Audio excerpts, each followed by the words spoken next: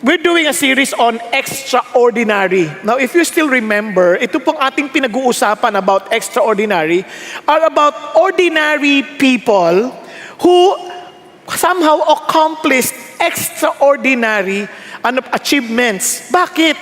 Because they serve the extraordinary God.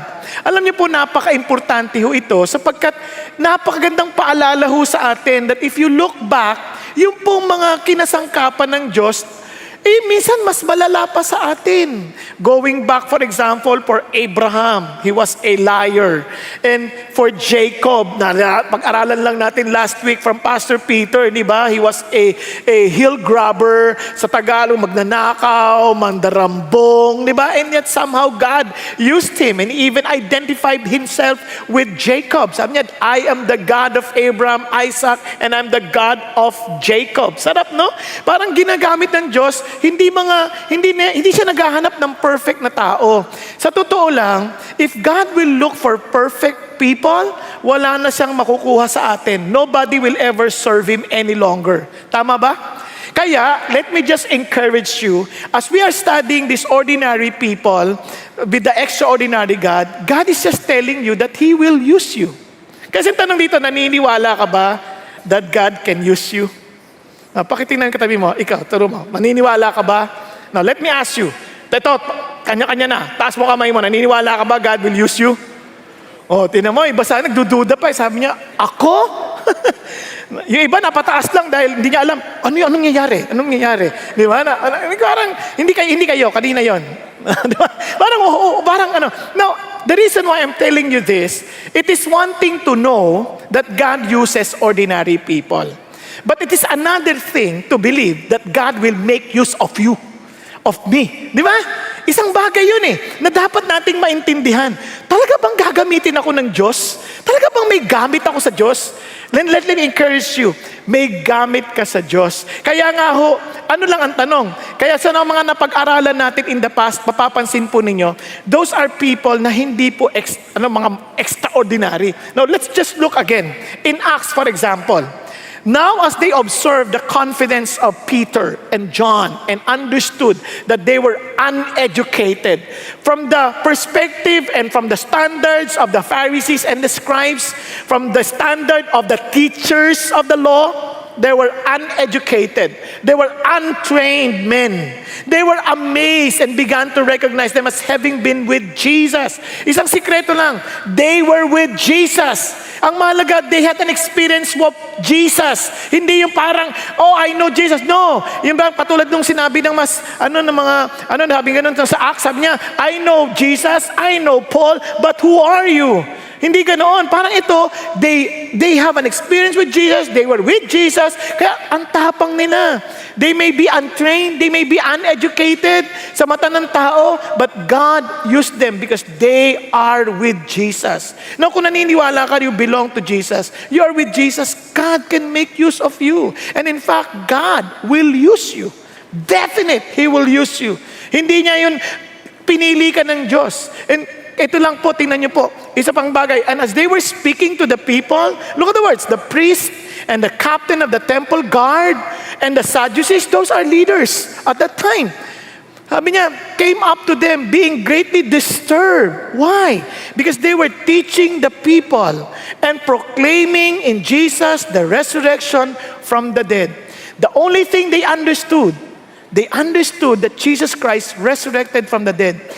Hindi lamang po intellectual understanding that Jesus Christ rose again from the dead, but they experienced the living Jesus.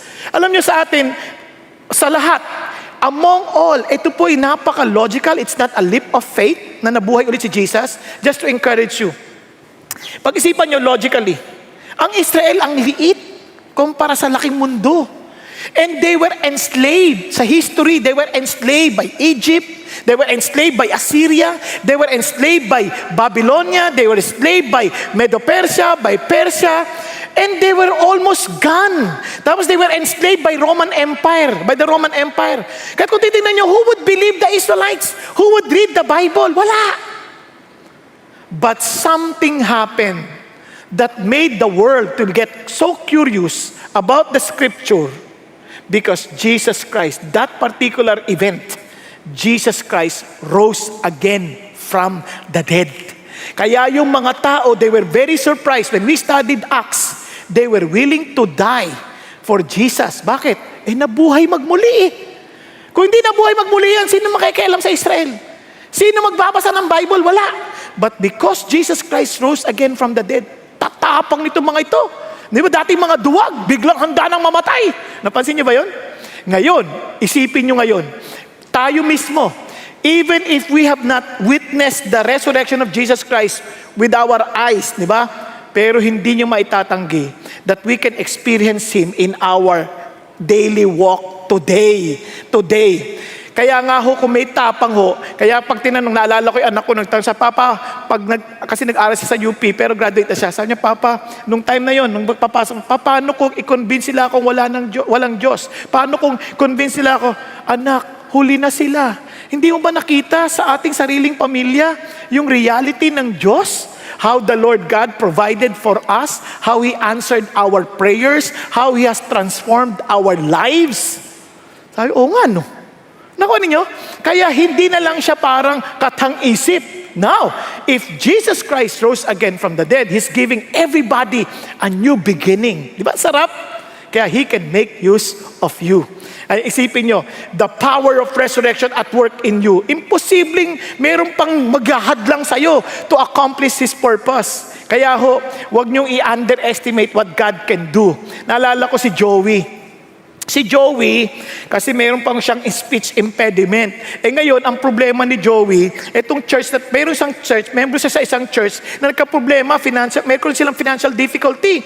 Sa financial difficulty, nag-iisip yung pastor, paano po namin kayo tatapatan yung problema namin sa pera? So habang naglalakad siya sa church building nila, nakakita siya sa storeroom, nakakita siya ng boxes ng mga Bible. Boxes ng mga Bible. Sabi niya, kinausap niya yung kongregasyon. Guys, since we are having problem financially, and I found out that there were stocks of Bible in your storeroom, in our storeroom, naisip ko lang, can we sell them for $10 per Bible? Kung $10 yan, mga 530 pesos. Tama ba? 530 pesos. So, ngayon, sabi kasi nagkamali ako kanina, 53 lang sinabi ko eh. Hindi ako marunong mag-compute. Sayang pagiging accountant ko. Di ba? So, 530 pesos. So, sabi niya, okay, let's sell that. But of course, we need volunteers. Di ba? We need volunteers. So, hanap tayo ng mga mukhang magagaling na salesman dito. Pwede bang manghiram ng pangalan? O, ikaw na lang. Ang pangalan mo, iho? Ha? Kenneth? Oh, pangalan pa lang, parang malakas ng dating, di ba? Kenneth. Di ba? Sabi niya, Sir, can I volunteer? You see, I'm a salesman of Nestle, and I'm very good at that. Sabi niya, can I volunteer? For sure, everybody was clapping. Yes! Hallelujah! So si Kenneth volunteered. And again, another volunteered. Anong pangalan mo, iho? Ikaw, hindi ka na iho, matanda ka na rin. Pwede na rin. Yung may sombrero, ikaw. Ang pangalan mo? Ha? Harry. Ito medyo nagmamadali magbenta to. Si Harry, di ba? I want to volunteer. So Harry volunteered. Magaling din. He's from San Miguel. He's very known in sales. So palakpakan din yung mga tao. Yes, hallelujah, galing. And all of a sudden, si Joey came in. I volunteer. Sabi, may problema. I volunteer. Yung pastor, tsaka yung mga tao, nagulat sila. Ba't ka mag-volunteer? Parang, siyempre, yung pastor, hindi naman mapigilan kasi ma-discourage naman yung bata. Sabi niya, kasi I volunteer eh. Sabi niya, want to be used by the Lord. Ganyan, sila lahat, sige na. So, tinanggap. Ayan na. After 2 weeks, remittance day came. Etong si Kenneth, nag-remit ng $500. So, ilan na benta niya? Ilan? Compute. Huwag niyo na ilabas ang calculator niyo, cellphone. Di ba? 50. Diba? 50 times 10. 500. Tama ba? So, wow! Palakpakan yung mga tao. He was able to sell 50 Bibles. Tapos nagpunta na, tinanong na, Harry, how about you? Talo siya Harry. Nahiyaya pa, no, you see, I was able to sell. Look at this is $1,000. Oh, 100 Bibles. Ang benta niya, palakpakan. Di ba? Amazing. Palakpakan. Praise God for you, Harry. So praise the Lord. Oh, dumating na si Joey. How about you, Joey?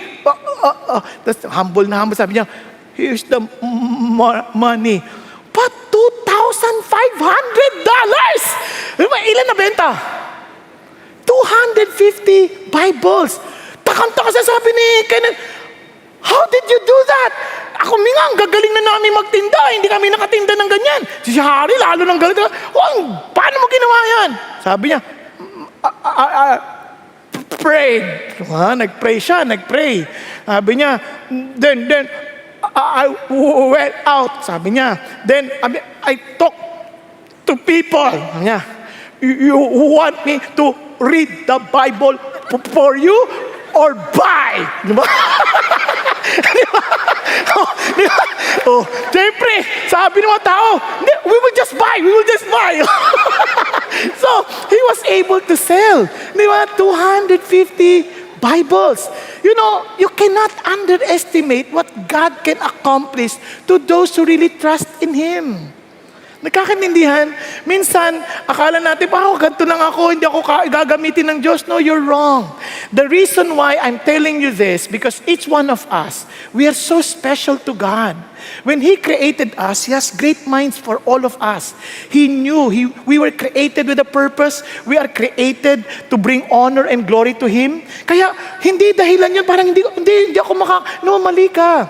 Kanya lang, kaya tayo minsan hindi tayo makaalagwa. No, hindi tayo maka-breakthrough. Ang dami nating mga problema, ang dami nating mga digmaang hinaharap. We battle against our insecurities. We battle about our finances. We battle about our problems with our families. We battle in school. We battle in our workplace. We battle physically. We battle about so many things. Nahihiya ako, natatakot ako. Ayoko niyan. Ano sabi ng Diyos? Ang totoo niyan, our real battle is this. Sabi ng Bible, finally, be strong in the Lord and in the strength of His might. Put on the full armor of God so that you will be able to stand firm against the schemes of the devil. The devil will always accuse you. The devil will always say, wala kang pag-asa. Ikaw, gagamitin ng Diyos. Nako, ang dami mong kabalbalan. Ang dami mong kapalpakan sa buhay. Ikaw, gagamitin ka ng Diyos. Hindi ka nga marunong magsalita. Ikaw, gagamitin ka ng Diyos. Bagsak-bagsak ka nga sa school. Ikaw, gagamitin ka ng Diyos. Di wala kang ang pera. Ikaw, gagamitin ka ng Diyos, hindi ka nga pinaniniwalaan ng asawa mo. Then Satan will accuse you. And alam nyo, listen to this. Satan is the accuser of the brethren. But when God speaks to us, yes, He may convict us, but never will He condemn us. Are you following? Ang sa Diablo, condemn ka niya. But God, He will just convict us and challenge us to come to Him and make yourself available, and He's always there to mold us according to His purpose. Amazing si God. Now, tingnan nyo, kasi sabi ng Lord, why? For our struggle is not against flesh and blood, but against what? The rulers, against the powers, against the world forces of this darkness, against the spiritual forces of wickedness in the heavenly places. Sino kalaban natin? Espiritu ng kadiliman. Obviously, don't say, pag ang asawa mo pinipigilan ka, huwag sabihin, alam mo, demonyo kan talaga eh. Walang ganunan. We fight it out in the spiritual realm. Kaya nga sabi ng Bible, put on your whole armor. Paano whole armor? Now, we cannot explain everything, but one thing for sure, our armor is Christ Himself. How did I say that? Look at this. Helmet of salvation, Jesus Christ. Breastplate of righteousness, si Jesus Christ. Belt of truth, si Jesus Christ. Sword of the Spirit, the Word of God, si Jesus Christ. Shield of faith, si Jesus Christ. And the sandals of preparation of the gospel of peace, si Jesus Christ. So our armor is Jesus Christ Himself. Kaya sabi ng Bible, what then shall we say to these things? If God is for us, who is against us? Amazing. Bakit? Kasi tinan nyo, He who did not spare His own Son, sino yan? Si Jesus. But delivered Him over for us all, how will He not also with Him freely give us all things? Ano kailangan mo to be usable for the Lord? Diba? Sabi ng Bible, tingnan nyo, because of that, but in all these things, we overwhelmingly conquer through Him who loved us. Kaya naman si Paul, sabi niya, I am convinced neither death, nor life, nor angels, nor principalities, nor things present, nor things to come, nor powers, nor height, nor depth, nor any other created thing will be able to separate us from the love of God, which is in Christ Jesus our Lord. Sarap, di ba? This is our assurance. Pakisabi sa katabi mo, wala kang dapat katakutan. This is our assurance. That Jesus who died for you is the very same Jesus who will strengthen you. Is the very same Jesus choosing you. Okay ba yan? Hello? Kaya, ang tanong na lang, are you willing? Kaya, ito po, ang ganda nito, hindi tayo iniwan sa ere with a principle. He gave us a very good example from the Bible of a person who also parang an ordinary guy whom God has chosen and yet became victorious. Sino yan? Yan ang ating aaralin. Si Joshua. Amen. Si Joshua. Are you excited? Si Joshua. Now, sa buong buhay ni Joshua, he was in a battle. Now, lagi siya nakikipaggera. Now, listen to this. We have our own battles. But let me assure you, we are fighting from the won war. Panalo na. Hindi talunan. Meron lang mga maliliit na grupo na trying to destroy what we have won. But we are on the winning side. Are you following? Tapos na ang boxing. Ano na lang to, mga maliliit na bosses trying to stop us to enjoy our victory. Okay ba yan? Maliwanag? Hello? Kaya, anong gagawin natin? If we are these packets of battles na hinaharap, let God fight your battle. Sabihin sa katabi mo, let God fight your battle. Okay? Let God fight your battle. May problema ka sa sarili mo? Let God fight your battle. May problema ka sa relationship? Let God fight your battle. May problema ka sa pamilya? Let God fight your battle. Nagkakadinihan? Now, ang tanong ganito. Bakit po importante let God fight our battle? Ang ganda nito, alam niyo ba yung pangalang Joshua? Ang ibig sabihin ni God is salvation. Ang Diyos ay tagapagligtas. Kaya nga, if you are to look at how Joshua lived, napakaganda, yung overarching na kanyang overview or verse that tells us of the kind of life he went through, ito po yun.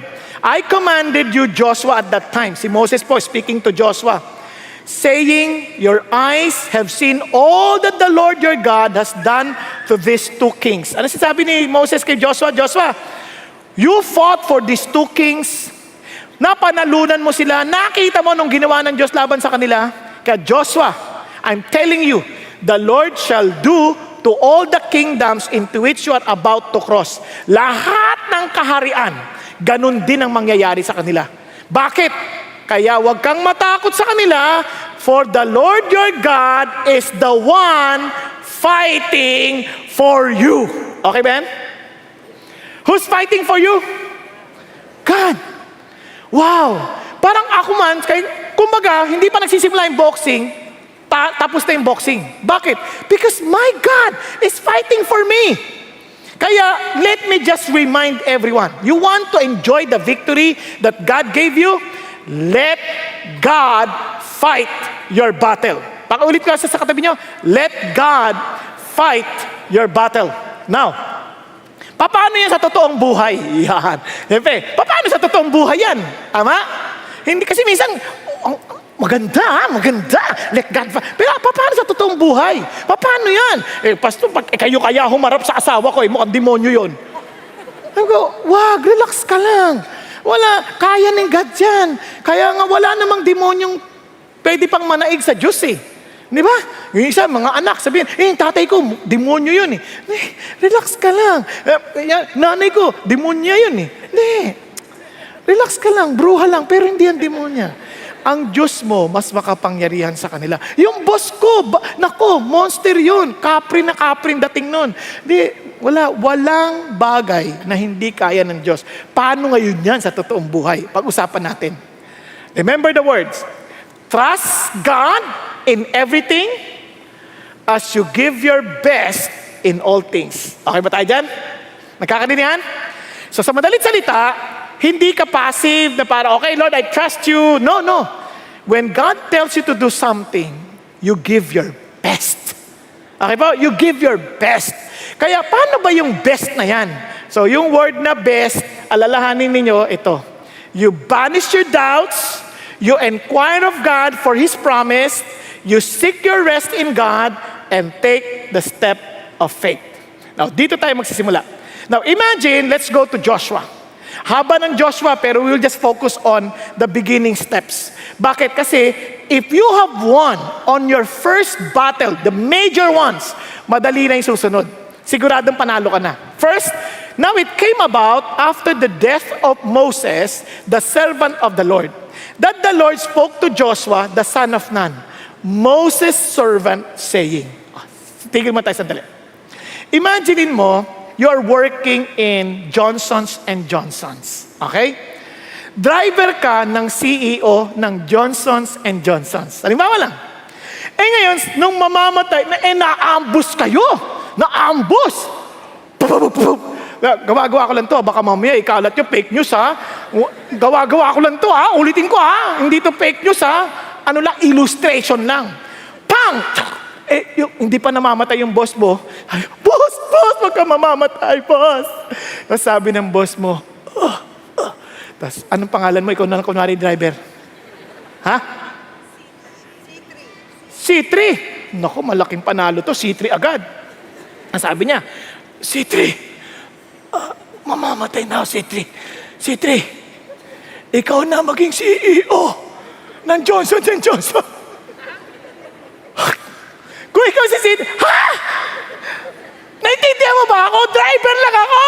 Yan ang nangyayari dito. Moses, servant. Ano ka ba?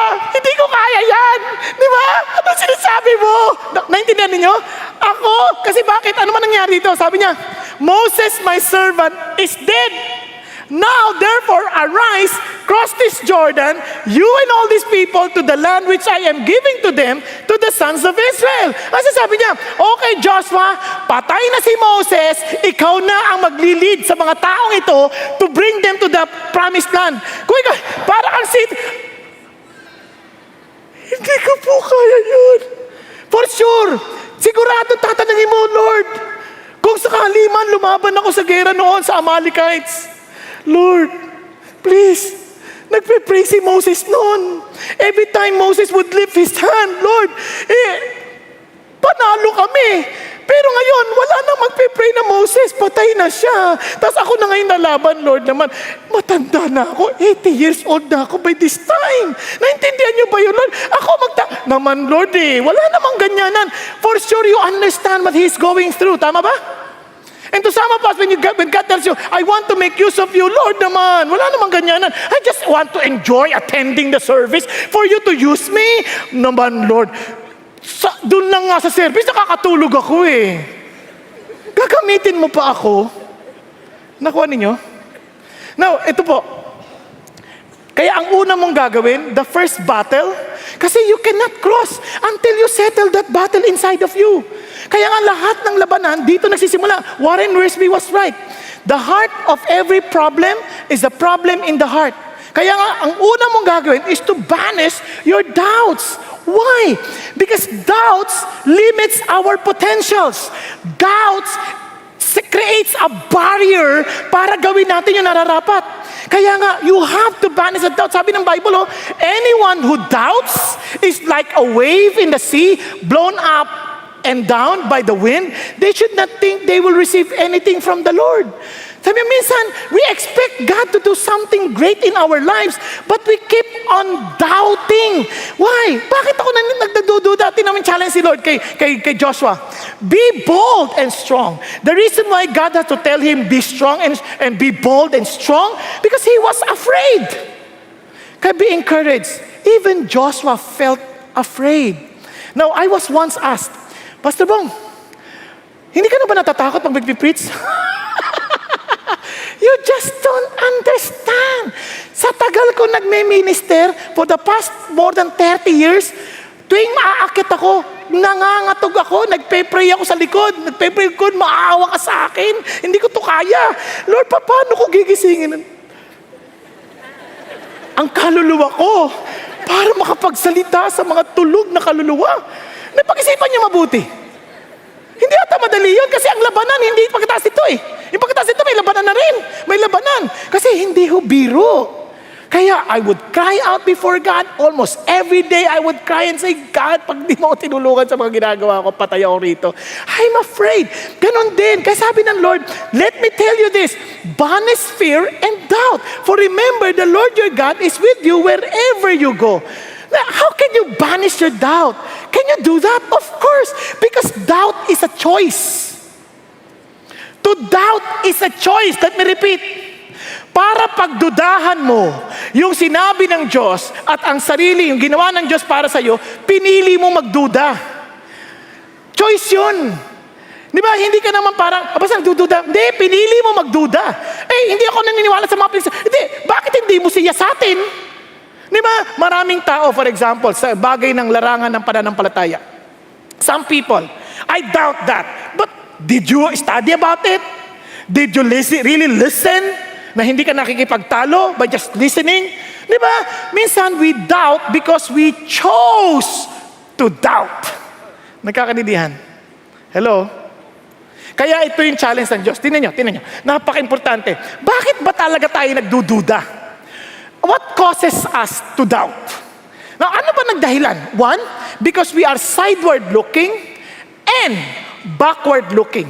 Tingnan natin muna yung sideward. Here is Joshua. Why is he afraid? Hindi ako si Moses eh. He's comparing himself with Moses. He was saying, Lord, si Moses, Lord, he was the one who delivered us from Egypt with power, with miracles. Wala akong ganun, Lord. Lord, we keep on trying to compare ourselves with somebody else. Pag sinabi ng Diyos, gagamitin kita, Kenneth. Lord, hindi naman ako kapareho ni Bong eh. Lord, hindi ako marunong yan. Now listen, alam nyo, kahit si Peter, when God tells him, okay, you feed my sheep, you feed my lamb, ang sabi ng Lord, Lord, how about him? Ang sabi ng Diyos, what if I want him to live until I come back? What is that to you? You follow me. Ano sasabi ng Diyos? Stop comparing yourself with somebody else. Alam ko yun, nung ako tinawag ng Diyos, ganun ang tanong ko, Lord, hindi po ako marunong magsalita, bulol po ako. Alam, bulol nga ako eh. Isipin nyo, lahat ng mga kapangitang pangalan, tinawag na sa akin. Nognog, baluga, mabaho, pangit, lahat sinabi. Mayroon ka pang tapang humarap sa tao? Dagdagan niyo pa ng walang ya, magnanakaw. Dagdagan niyo pa ng lahat, bobo. Kaya nga ang pangalan ko noon, Bobong Saking. Dahil naniniwala rin ang magulang ko. Sino mas sarili magulang naniniwala na kaya ako bobong dahil sa mga saking, ako ang pinakabobo? Isipin niyo mabuti yan. Ikaw pa ba, may tapang ka pa magsalita? Kaya sabi sa akin, Diyos, I want to use you. Lord, kuya ko na lang. Yung kuya ko, matalino yon, valedictorian, university scholar sa UP. Ako, Lord, pang-artista lang ako, Lord. Kontrabida naman eh. Di ba, Lord, please, wala akong ganyang lakas ng loob. Because you keep on comparing with others. You see, God, hindi aksidente magkakaiba tayo ng mukha. Hindi aksidente magkakaiba tayo ng anyo. Bakit? Because God will make use of you as you are. Stop comparing yourself. Kaya, naalala ko, nung bago na akong pastor, siyempre, bago na ako. No, I'm looking for someone who I can look up to and imitate. Isang pastor, ang galing. Kasi ako, I easily get disturbed. Pag yung mga tao na natutulog, na-disturb ako. Siya, tuloy lang. Babasahin niya yung script niya, wala siyang pakialam, matulog ka o hindi. Sabi ko, gusto ko yun Gusto ko yan. Wala siyang pakialam sa mga tao. Gagayahin ko yan. Sabi natin, ang pangalan niya ay C3. Ha? Tapos, mayroon naman nakita isang pastor, galing din. Ang tangkad, ang gwapo ng dating. Tapos ang linis ng dating. Kasi may mga taong ang linis ng dating eh. Diba? Pag ganyan, pag preach, God loves you. Iba! Yung mga babae, mga ganun kagad kasi parang, ang dating parang, I love you, parang ganun eh, parang, ang gwapo, ganyan. Ako, Lord, gusto ko yung ganyan dating, yung ang linis ng dating, ganyan. Kasi ako, marumi yung dating ko eh. Kahit bagong ligo ako, marumi yung dating eh. Yun, parang di naliligo, pero ang linis. makinis kumalaw. Makinis, ganyan. Sabi ko, wow, gusto ko maging ganyan. Tapos sunod, nakakita naman ako, mas matindi, humihiga naman. Humihiga, gusto ko rin yan, gusto ko yung humihiga. Tapos sabi ng Lord, tingnan mo, gusto mo maging C3, gusto mo maging C2, gusto mo maging C1. Sabi niya, alam mo, wala ka doon. Iba ka. Di ba? Hindi kasi C3, hindi kasi C2, hindi kasi C1. Why don't you just be Bong?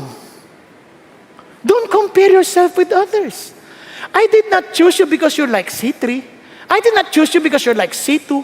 I didn't choose you because you're like C1. I chose you because you're Bong. Nagkakaintindihan? Kaya tinawag sabi ng Bible, of course, we would not dare to classify ourselves or compare ourselves with those who rate themselves so highly. How stupid they are. They make up their own standards to measure themselves by and they judge themselves by their own standards. Sabi niya, kalokohan yun. Balikan natin. Sa ibang translation, ganda-ganda. Certainly, when they measure themselves by themselves and compare themselves to themselves, they show how foolish they are. Pinapakita mo lang na stupido sila. Bakit? Kasi you don't compare yourself with others and think of yourself as you are the one qualified because that guy does not qualify because it does not meet your standard. Ano sabi ng Diyos? No, that's not the measure. Kalokohan yan. The measure is my choice for you. I chose you to bear much fruit and that your fruit will remain. Ask in my name whatever you need to become fruitful and I will give it to you. Tama? Yan ang sabi ng Diyos. It's His choice, not us. Kasi minsan, Lord, imposible na tinawag mo ko. Imposible na gagamitin mo ko to make disciples. Imposible. I don't deserve it. Yes, we don't deserve anything. Lord, masamang tao ko. I know. That's why I saved you. Diba? Lord, bobo ako. Yes, but I'm the God of wisdom. Lord, bulol ako, but I created the mouth to speak. Diba? Lahat ng tanungin mo, meron si God. Because God wants us to be reminded, I want to use you because of me, not because of you. Okay ba yan? Well, how about, Lord? Teka muna, Lord. Sandali lang. Marami akong pagkakamali in the past. You just don't know my past. Sabi ng Diyos, what? I know everything. I even know your future tendencies. Alam ko mga magagawa mo pa in the future. Pero alala mo si Peter? Ano sabi ko kay Peter nung una kami nagtagpo? You are the son of Jonah. Di ba? Sabi niya, you are Peter. Hindi pa Peter ang pangalan niya noon eh. You are Simon. Ano yung Simon? Parang tambo. Sabi niya, read. You are Simon, son of Jonah. Ano ibig sabihin? Jonah is a dove. Son of, parang a little dove, learning how to fly. Walang direksyon sa buhay. Madaling mahangin. But you shall be called Cephas, the rock. You will become solid, stable. Lord, sandali. Hindi mo ba alam nitong si Peter na ito, itatanggi ka 3 times? I know. Hindi mo ba alam, i-review ka ni Paul? I know. That's why I will provide him everything he would need to become the Cephas of my movement. Nagkakaintindihan? Ang tanong lang, will you come? Kaya sabi niya, Peter, come, follow me. Yes, Lord, I'll follow. Yun ang challenge. Kaya hindi na issue yung nakaraan. Hindi na issue, bakit? Kaya kahit si Joshua, nagkamali rin siya. Ang dami niya mga past failures. In fact, after this, that he was convinced to follow the Lord, nagkamali pa rin siya. Sample. Now, Joshua sent men from Jericho to Ai. No, some people, they would pronounce it Ai, some Ai, yung iba naman Aa, eto Ai. Basta sa atin, Ai. Okay lang? Ai? Okay. Basta at least nagkakaintindihan tayo lahat. Ngayon kung Ai ka o Ai ka, basta Ai. The city of Ai, which is near Beth-aven, east of Bethel, and said to them, go up and spy out the land. So the men went up and spied out Ai. So, okay naman. Tama naman yung ginawa niya. Nag-spy siya. He followed the examples of Moses. They returned to Joshua and said to him, do not let all the people go up. Only about 2,000 or 3,000 men need to go up to Ai. Maliit na sila. Kaya natin to. 3,000 lang. Huwag na lahat. Do not make all the people toil up there, for they are few. So inisip nila. So about 3,000 men from the people went up there, but they fled from the men of Ai. What? Yung 3,000 nagtatakbo. Nako, na-overcome sila. So the men of Ai struck down about 36 of their men. Wow. And pursued them from the gate as far as Shebarim and struck down them and descent, so the hearts of the people melted and became as water. Kawawa naman. Ano nang nangyari? Di wala na silang laban. So Joshua was so discouraged. Joshua began to doubt God again. Kasi failure eh. Sabi niya, alas, O Lord God, why did you ever bring these people over the Jordan? Only to deliver us into the hand of the Amorites, to destroy us. If only had been willing to dwell beyond the Jordan, sana Lord, nandun na lang kami. Ano sabi ng Lord? Pakinggan niyo. Sabi ng Lord, sumagot si God, tumayo ka nga. Bakit ka ba nakadapa? Uy, nagtatagalog si Lord ha, mamisa-misa. Ba't ka ba nakadapa? Tumayo ka nga. Sabi pa sabi ng Diyos, alam mo, mayroon kayong problema eh. You did not listen to my instruction. Hindi kayo nakinig. Sabi ko sa inyo, huwag kayong kukuha ng bagay na para sa inyong sarili. Everything must belong to God. Tinago nyo. That was the issue of Achan. Nagnakaw si Achan. Alala nyo? And the Lord revealed to him na si Achan ngayon nagka-problema, so they stoned Achan and his family to death. Now, nung naayos na lahat, sabi niya, okay, let's just consecrate ourselves, and let's now go as the Lord as the Lord instructs us. Ano sabi ng Diyos? Kahit nagkamali ka, it doesn't mean that's the end of the world. You know what God is saying? Sige, balik ka na sa akin. Let's work it out again. Pag nagkamali ka, whatever failures you had, God is giving us a new beginning. Yun ang idea ng mercy. God is full of mercy. God is full of second chances. Ayaw mo ba yan? Now, so ano nangyari? Sabi ni Lord, okay, said to Joshua, do not fear or be dismayed. Take all the people of war with you and arise. Go up to Ai. See, I have given into your hand the king of Ai, his people, his city, and his land. Dito pa lang, hindi pa sila umaatake, tapos na boxing. Bakit? Sinabi na ng Diyos. Tama ba? So, after that, all who fell that day, both men and women, were 12,000. All the people of Ai. And sabi ng Diyos, let's continue. And ano sabi ng Lord sa atin? This is why I'm telling you, don't dwell on your past. Don't dwell on your past failures. Even Paul said, not that I've already obtained it or have already become perfect. Hindi pa. Yes, I am pursuing that, but hindi ko pa nakakamtan. But I pressed on so that I may lay hold of that for which also I was laid hold of by Christ Jesus. Kasi sabi niya, brethren, I do not regard myself as having laid hold of it yet. Hindi pa.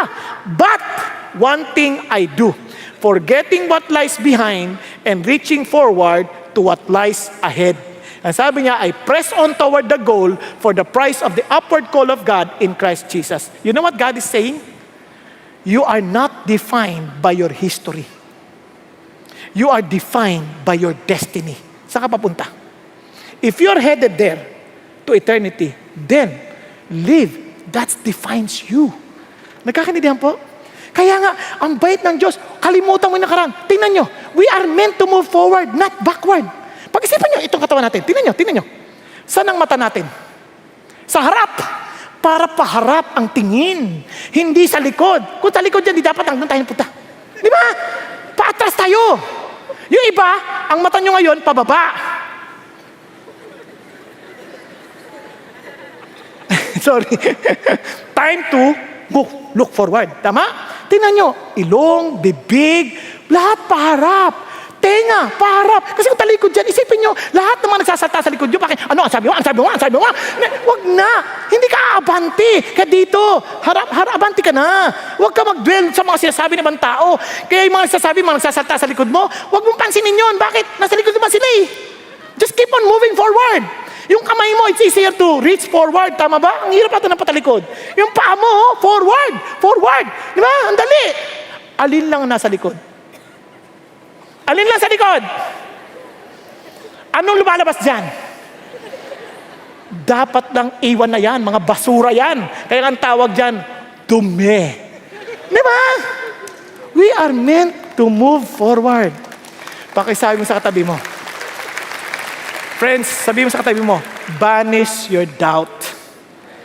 It's your choice. It's your choice. Don't compare yourself with others. Don't look backward. You look forward. And Jesus is in front of you. Are you following? Now let's continue. Then, inquire of God for His promise. Because this battle is not ours, this battle belongs to God, then let us concentrate on the promise of God. Tingnan yung sabi ng Lord, every place on which the sole of your foot treads, I have given it to you, just as I spoke to Moses.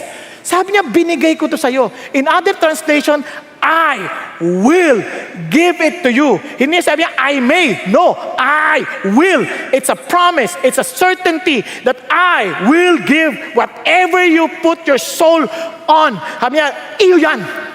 Diba sarap ng promise ng Diyos? Parang ito sa labanan. Ulitin ko hello. Sa labanan, kapag may problema ka, before you go forward, you seek God's promise. Out sa Bible natin, we have 7,000 promises. Pero, hindi mo ma-personalize. Kaya mag-uusap talaga kayo ng Diyos, Lord, pangakuan mo ako rito. Buhayin mo tong salita niyo sa akin. Have you ever experienced, nagbabasa kang Bible, parang biglang buhay na buhay yung promise ng Diyos? Hindi pa nangyayari, but you are sure that God really spoke to your heart? Alam mo yon. Kasi bakit? Naalala ko when I was kicked out from the ministry, ano sabi ng Diyos sa akin? Lord, bakit mo ako tinanggal? Ano ba problema ko?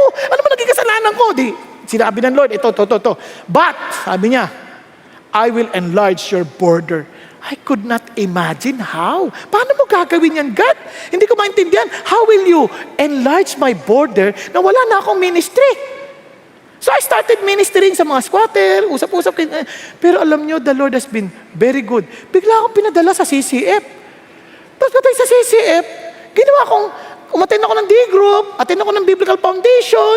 I started from scratch. Tapos pagdating doon, hindi ko alam yung D-group leader ko, pastor pala ng hapon, ng Tagalog service. Kasi kung ang hinahanap ni Pastor Peter na D-group leader ko, yung pastor ng Exalt, yung sa worship team.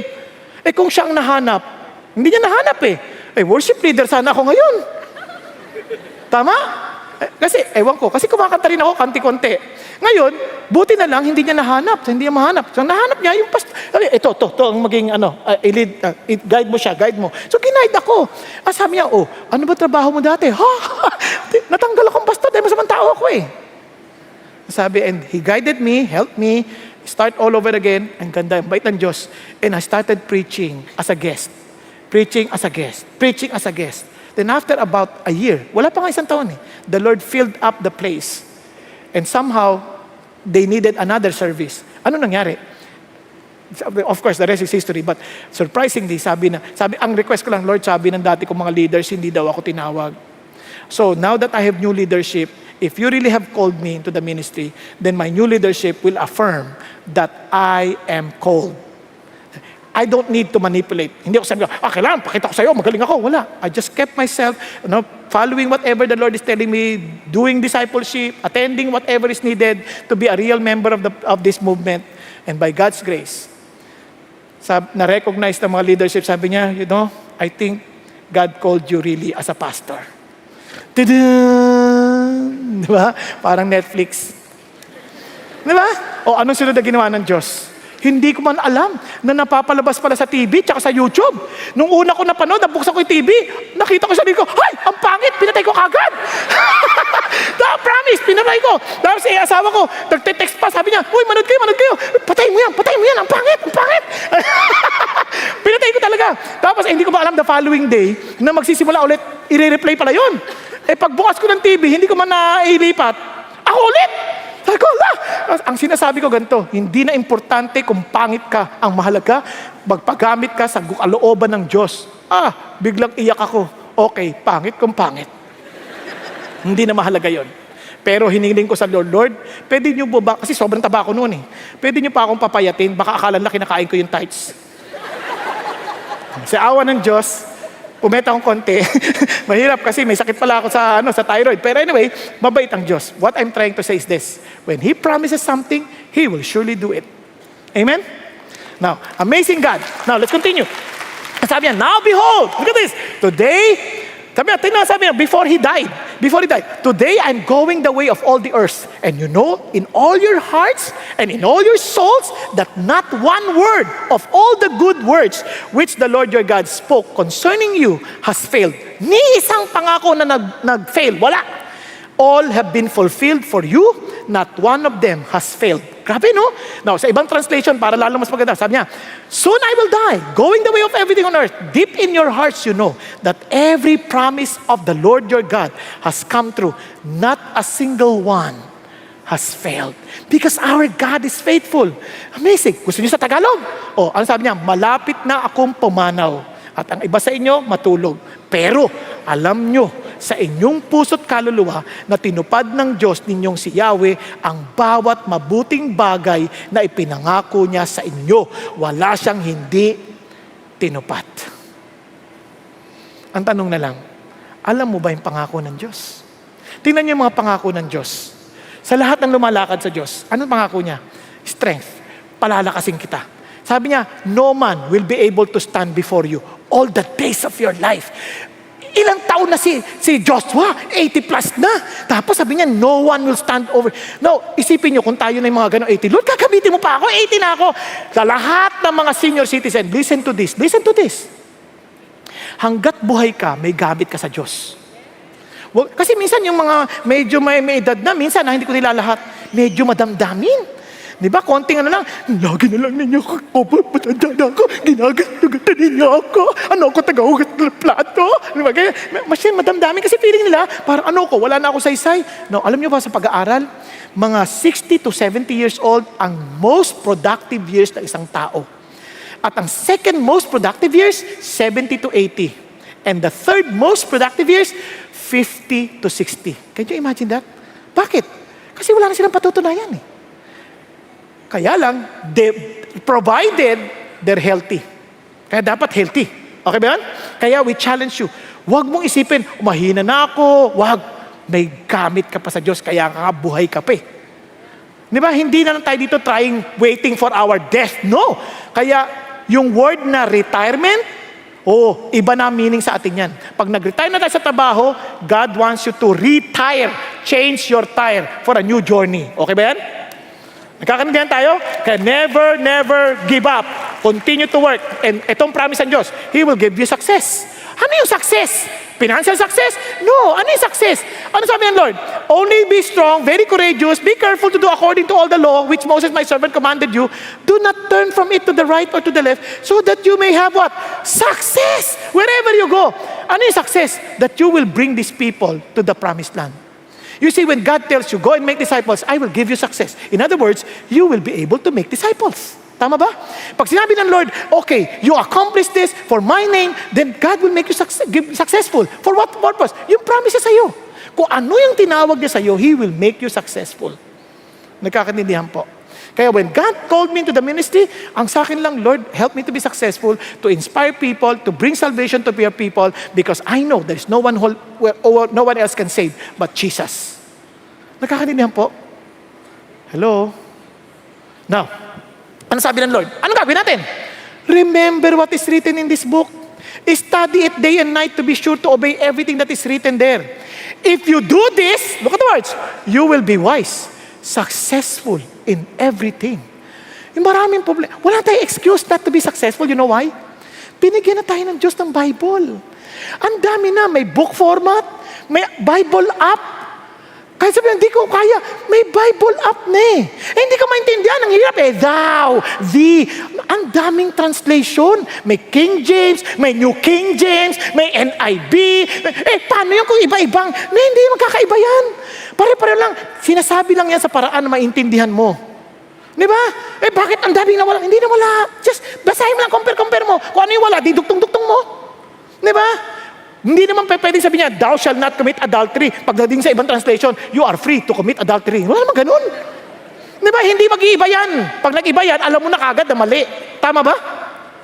Hindi mo naman pwedeng malalayo yan eh. Hindi naman pwedeng mabaligtad yung meaning. Hindi pa pwede. Hindi ba nakuha ninyo? Kaya napaka-importante. Yun, nakalala niyo ba si Anne Preston? Si Anne Preston? Illiterate lady. Katulong siya sa Great Britain noon. Si Anne Preston, amazing. Naging Christian. Then she realized how important the Bible is. Kasi the Bible has so many promises. Tapos, alam ginawa ng bata? Di marunong magbasa. Luluhod, magbabasa lang. Sabi niya, Lord, teach me how to read. Nakaluhod. Lord, please help me. Hindi marunong magbasa eh. What is this? Nyari lang, 4. Tapos sabi niya, God, So love the word. Ibig sabihin, wow, she was able to read. And whenever she testifies, she would quote scriptures. Amazing, no? Amazing.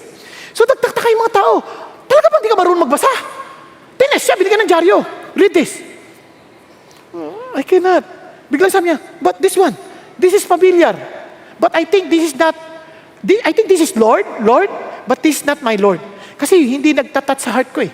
Walang ganun, walang steering. Sabi niya, tinignan nila, oh yes, it is Lord. Pero Lord Byron, hindi Lord Jesus. Kaya sabi ko, walang excuse.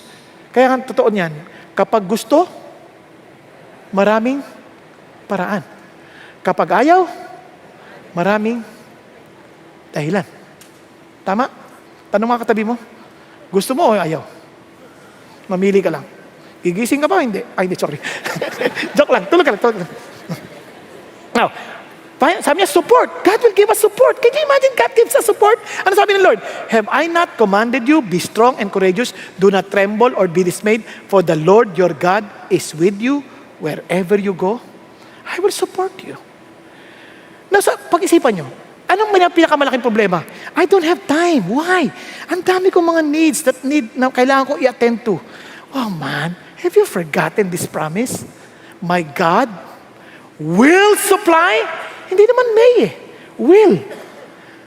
Some of your needs, hindi. All. Tama? Kasama ba yung pustiso? Oh, basta kailangan mo. Kasama yung pangkulay? Kung kinakailangan ba eh. Basta may buhok na kukulayan, ha? According to your children's riches. Ganun ba? No, according to His riches. In glory. But, inangat lang ha, hindi niya sinabi all your greeds ha. Greeds, hindi ganun. Needs. Ang sabi niya, in Christ Jesus. The promise is not for everybody. It is for everyone who belong to Jesus Christ. This promise is for those who belong to Jesus. Are you following? Kaya God will support you. Kaya nga, pansinin niyo po not inquiring of God may lead us to decide negligently. And that is exactly what happened. When the Gibeonites came, sabi ng Lord, don't make any treaty to any land, especially to your neighbors. Oh, ito mga Gibeonites, nagkunwari, as if coming from afar. Pagdating nila kay Joshua, anong ginawa ni Joshua? So the men of Israel took some of their provision and did not ask for the counsel of the Lord. So ano nangyari? They made peace with them and made a covenant with them to let them live, and the leaders of the congregation swore an oath to them.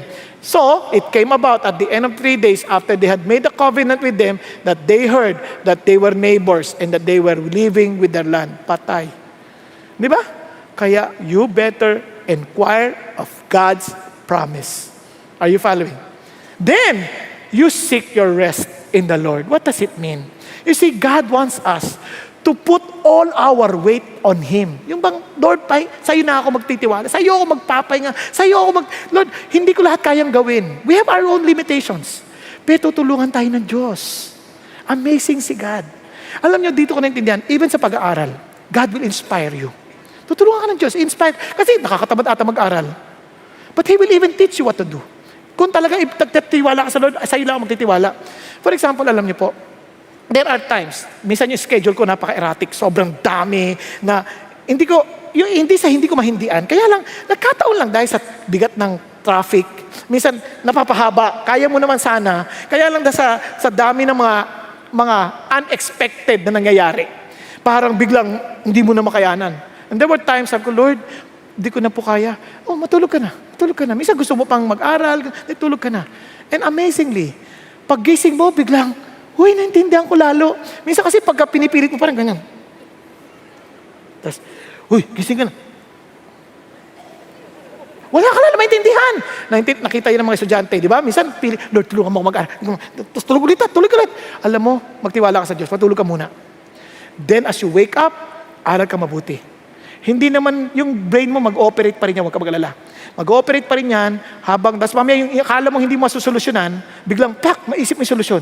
Kasi habang natutulog ka, part of your brain is still computing, working, solving the problem, and you would be surprised pagising mo, huy, ito yung solusyon. Makakagulat. Something amazing about our framework. Why? Because God wants you to rest. To rest in Him. Kaya sabi ng Lord, no one will be able to defeat you. Just as I was with Moses, so I will be with you. Remember, you are trusting me. You saw how I worked with Moses. Nakita mo si Moses trusting me. He was able to even celebrate Sabbath because he trusted me. As I was with Moses, I will be with you. Yun ang pangako ng Diyos, no? Amazing. Para sabi mo, Lord, okay lang kayo. Kasama niyo si Pastor Bong, kasama niyo si Pastor Peter, kasama niyo si Pastor Ricky, kasama niyo mga pastor sa dito. Kami, Lord, kasama mo ba kami? Ano ka ba? Pare-pareho kayo anak. Kung anak kita, hindi kita iiwan. Hindi kita pababayaan. Kung yung mga hindi nga naglilingkod sa akin, pinakakain ko eh. Tinutulungan ko pa rin. Pag umulan, tinatamaan din sila ng ulan. Pag naaarawan din sila. Kailangan lang ng vitamin D3. Kaya binibigyan ko rin sila. Hindi dahil sila yung nagmamahal sa akin. Kung sila nga, binibigyan ko, ikaw pa, anak ko. Di ba? So, kung nga si Pastor Bong, sasamahan ko servant ko nga yan, ikaw pa, anak ko. Oh, di ba, pare-pareho tayo anak ni Lord, di ba? So, ang tanong lang, nagtitiwala ka ba? Yes. Kasi sabi ng Lord, trust in the Lord with all your heart. Do not lean on your own understanding. In all your ways, acknowledge Him, and He will make your paths straight. Kaya tama si Pastor Peter last week, sabi niya, don't grab. Huwag mong manipulahin ang mga sitwasyon. Di ba? Minsan, mga babae, minamanipula nila asawa nila para yung asawa nila, basta, matay ka service, kung hindi kita kausapin. Kahit matay na service yan. Kung hindi naman sila totoo sa Diyos, di wala rin. Huwag mo nang manipulahin. Gawang mo na siya na mabuti. Kain ka, di ba? Ano ka na ba? Ba't ganyan ka, sweetheart? Napaka-submissive mo, napaka-loving mo. Siyempre, mahal ko si Jesus eh. Di ba? Ayoko sa kanya eh. Huwag kang mag-alala. Ako punta langit, ikaw sa impyerno. Pasasayain na kita. Di ba? You trust in God.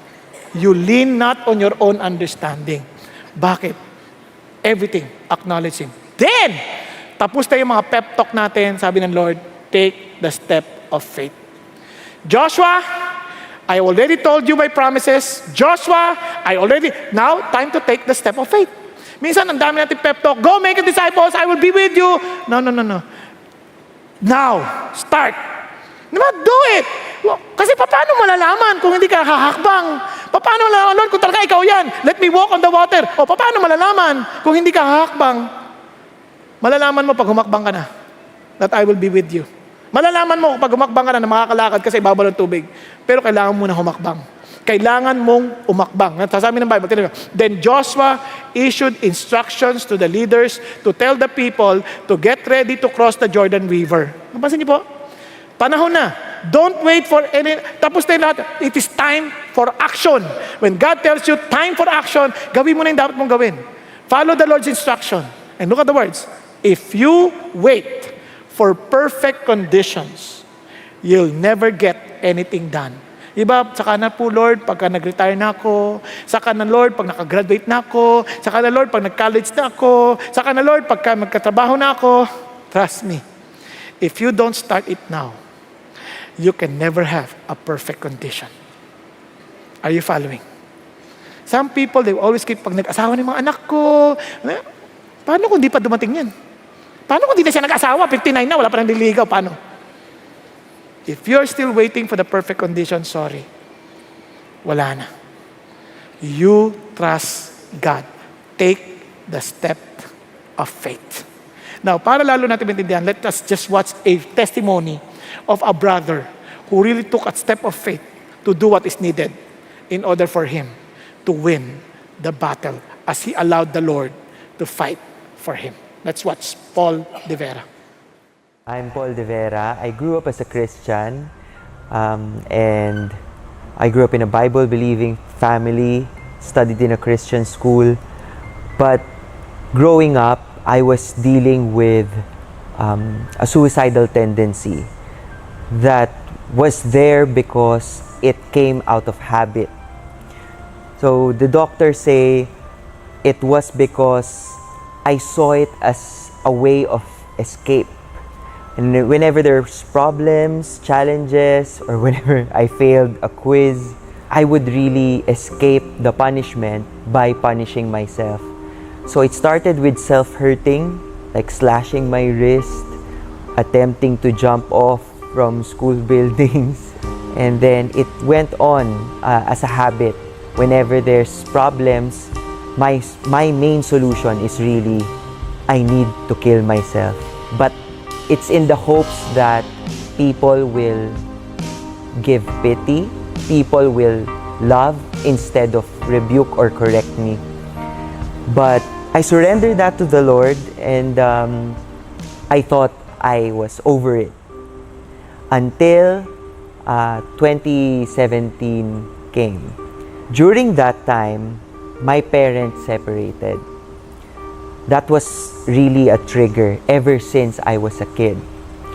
So my solution back then was to pray, to do my quiet time, and I was doing that because I am a follower of Christ. But somehow all the thoughts just took over whatever reasoning I have. So I thought that by doing prayer and fasting, I could bring my parents back. So I said, I'm gonna do full fast. I didn't know that I was already depressed. And so without eating, without nourishing myself, I was defenseless in all the things that the enemy could have done and was able to do. And that's what happened. On the night of January 11, I went home and I was so distraught already. My dad, who was with me during that time, was telling me that I was trying to talk to me. He was trying to clear things up with me. What's happening? Why aren't you talking? I wasn't responding. I was just so sad. And then I slept. And I don't know why. I don't even know how I was able to do it. I went down, took my belt, and hung myself at our staircase. I just woke up one day in the hospital, and then they told me what happened. If you are going through something, the first thing you need to know is you need to bring people in. Because when your mind is already taken over by whatever your condition is, and then you keep it to yourself, you will destroy yourself in the long run. Speak to your family. Bring them in. Allow them to battle with you. Allow them to journey with you in the fight. The greatest advice that I could give for people going through this is to really kneel down and tell it. Say it to God. Express to Him how hard it is. Express to Him how desperate you are for an answer. And don't leave your prayer room until you get that answer. Sometimes the answer is not, this is how I will heal you. The answer is not, boom, wala na yung struggle mo. The answer sometimes come in the form of a peace that will pass all understanding. Just after you pray and cry out, I had those things. I had those times, hours of really crying to the Lord. And then I would breathe and the struggle's not there anymore. And I would worship God. I would really tell God, Lord, you saved me.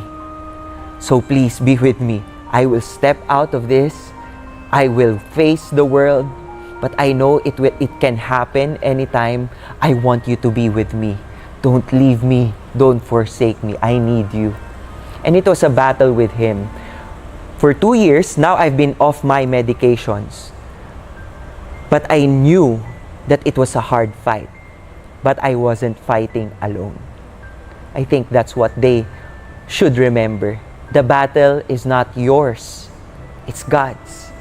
And you just have to fight with Him. You just have to believe that He is fighting for you. He is not against you. And He will send people in. He will send wisdom. He will send help. He will send hope. So don't lose hope because God is there. Keep the fight. Keep on fighting. Keep on struggling. And He will get you out of the cave, get you out of the darkness. There's a light at the end of the tunnel. You wait till you get out. Praise God. Praise God. Ang napansin nyo, everything that we've talked about, a choice not to doubt the Lord, a choice to seek for His promise, a choice as in to rest in God's instruction. Tama? And a choice for what? To take a step of faith. Panahon na, laban na, di ba? Now, there's a last enemy that we are, parang somehow we're fighting. And alam niyo po ba, let me just encourage with this. Yung pinakamatindi nating kalaban, tinalo na ni God. Kaya lahat ng kalaban natin, yung battle sa atin, petty na yan. Because the worst enemy is death. And look at this. O death, where is your victory? O death, where is your sting? Wala na yung kamandag mo.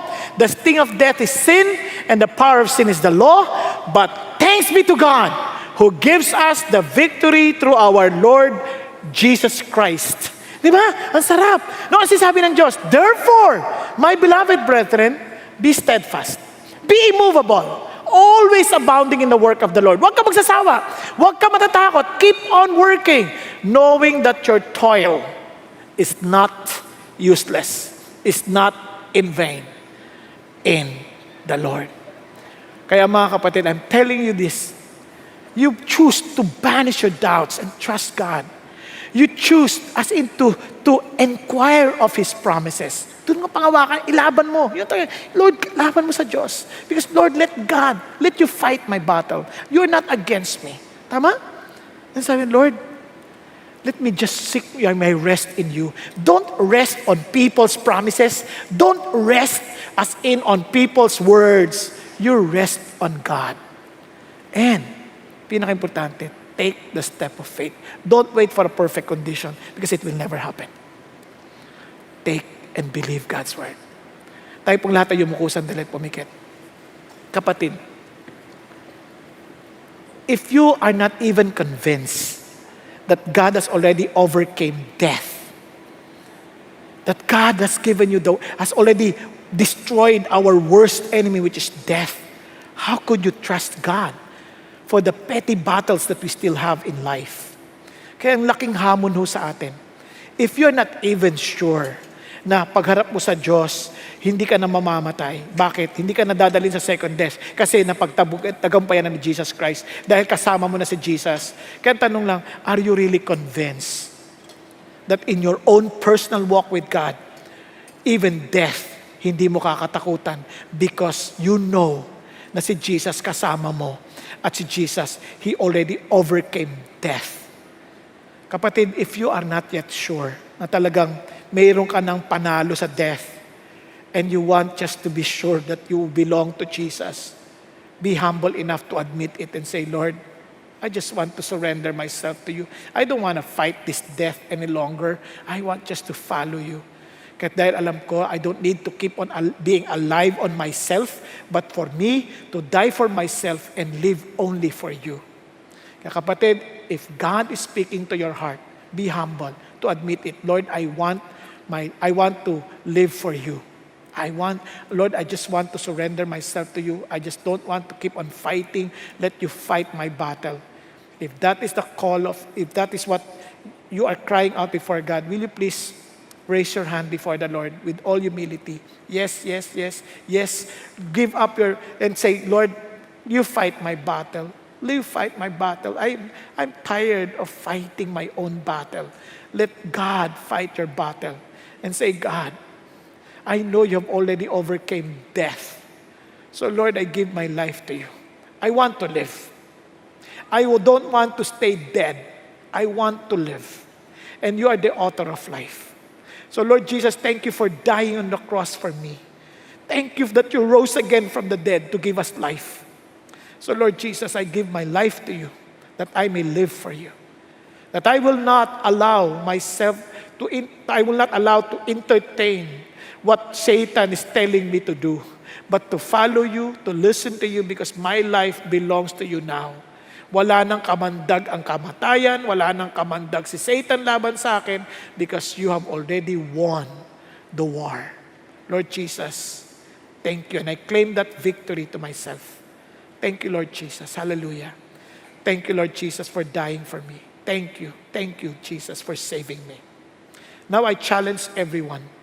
The Lord is calling you. The Lord wants to use you. Ang tanong lang, would you be willing to be used by the Lord? by just banishing your doubts and believing God, to choose your call from the Lord. And really inquire of His promise and really seek your rest in Him. And to really take a step of faith. Friends, you've been here for so many long years already, but God is telling you now is the time for you to take the step of faith. Kapatid, if you know that God is calling you and telling you that He will make use of you, and you're making yourself available for that, no longer waiting for the perfect condition, but you're saying, God, by faith, I will rise up from where I am. I will stand from where I am because I want my life to be usable to your kingdom. Kapatid, if that is your prayer, tayo ka, and say, Lord, Lord, use me. Use me. Thank you, Lord. Use me. Allow my life, Lord, knowing that you're coming soon. I don't want to waste my remaining years, oh God. Lord, I know you're calling me because you made me part of your family. You made me part of your army. You have chosen me to be part of your army of the righteous, the army who will bring this world, Father God, to your feet, O Lord. Lord, I am here standing before you. I'm choosing not to doubt because I'm choosing to trust you. I'm choosing to believe your words. I'm choosing, Father God, to really seek your promises, to stand on your promises. I'm here, Father God, seeking rest in you, not on human beings, not on human promises, not on anybody else but you. And now, Lord, I want to take the step of faith. So, Lord, hold my hands, for I am afraid. Hold my hands, for I know I cannot do anything apart from you. So, Lord Jesus, as you were with Moses, you walk with Joshua. And now, Lord, I believe that you will also walk with me. For you're the same God yesterday, today, and forever. Thank you, Jesus. Thank you, Lord. Make my life fruitful as you promised. Make my life usable for your kingdom as you promised. And Lord, I will come before you trusting that whatever I need, oh God, you will provide in order for me to fulfill the call that you have for us, for me. Thank you, Lord. We love you, Jesus, because you first loved us. Thank you, God, for giving us this opportunity to take the step of faith with you. In Jesus' name we pray. Hallelujah. Amen, amen, and amen. God bless you and good night.